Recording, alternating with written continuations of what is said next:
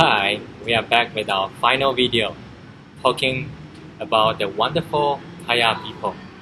And we are Mahin, Maarin, Eric, Mio, Meyu, and Aaron.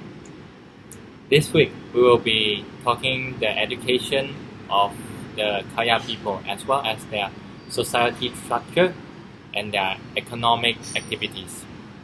Education is an important building block of all societies. However, there are unique ways that separate how all of us decide to teach and learn. The Kaya are no different. We'll be also dissect the structure of Kaya society and take a look at how they deal with economic aspects such as their main exports.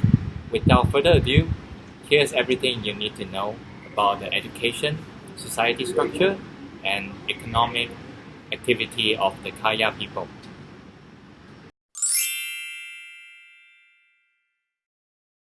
For indigenous people to receive a simple education, they need to overcome many obstacles. Some need to travel by boat through the river because there are no straight roads that lead to schools. So for the Kayan people, they often travel by boat to go to school. Typically, indigenous people such as the Kayan people drop out of primary school after the first few years. Even those that move on to secondary school tend to not do so well in secondary school.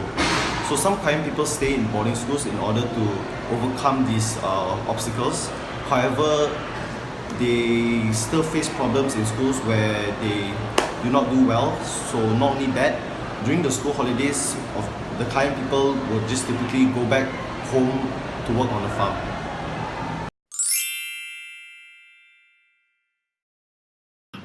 Traditionally, they live in long houses on riverbanks.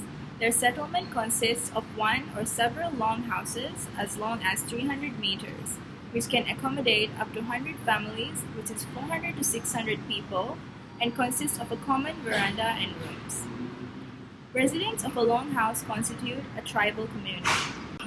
The Kayan people are divided into three groups: house-owning group or aristocrat, commoners known as panyun, and slaves known as lupao.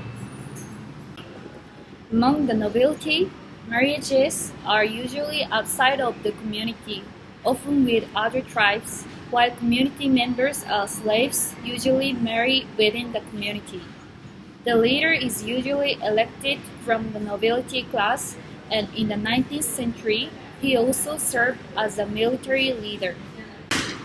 The settlement is bilocalized, and the affiliation is bilateral, while the system of kinship is of the English model.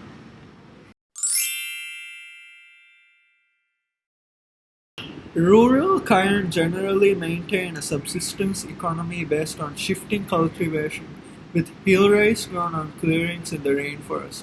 Sago and corn are subsidiary crops. Fishing, hunting, and the collection of forest produce are other important economic activities. In the past, many of the Kayan were also skilled blacksmiths, noted for their fine craftsmanship and traditional art. Kayan society has a class system, with class endogamy being marked among the aristocrats as a whole, but class distinctions have become less pronounced since the 20th century. Formerly, the Kayan practiced headhunting and were in frequent conflict with Iban and other Dayak groups.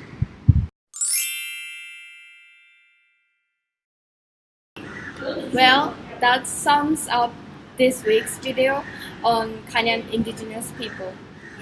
Just to recap, we learned about society structure, education, and economic activities of Kayan people. That marks the conclusion of our final video in this series. We hope you enjoyed learning about Kayans as much as we did, and take the time to appreciate the rich culture and stories that connected all of us and make us human. Thank you for watching.